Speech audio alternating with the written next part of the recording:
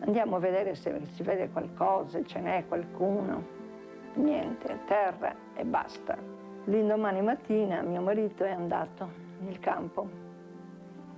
Ha detto adesso ci vado a vedere se ce n'è. Ho sentito che qualcuno ne ha trovato qualcuno. È andato verso le 9.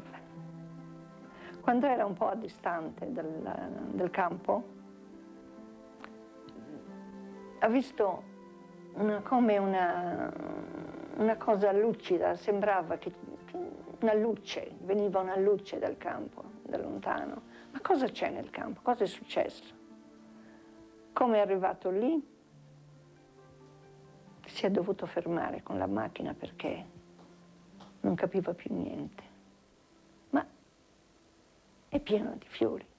Com'è possibile? Ieri sera non c'era nulla, c'era terra asciutta, brutta, una terra che non c'è nulla proprio.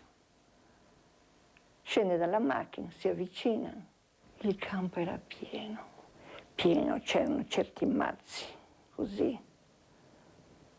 Com'è possibile? Un miracolo.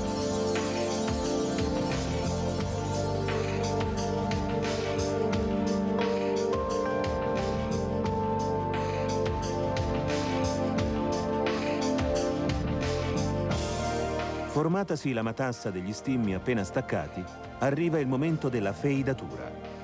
Si tratta di ungere delicatamente con olio d'oliva i fili rossi dello zafferano. È una manipolazione leggera che serve a migliorare l'aspetto e la conservabilità della preziosa spezie. Il rito di lavorazione si conclude con l'essiccazione. Qui gli stimmi perderanno 1/5 del loro peso fresco. 100 grammi di questi peduncoli peseranno dopo il riscaldamento circa 80 grammi.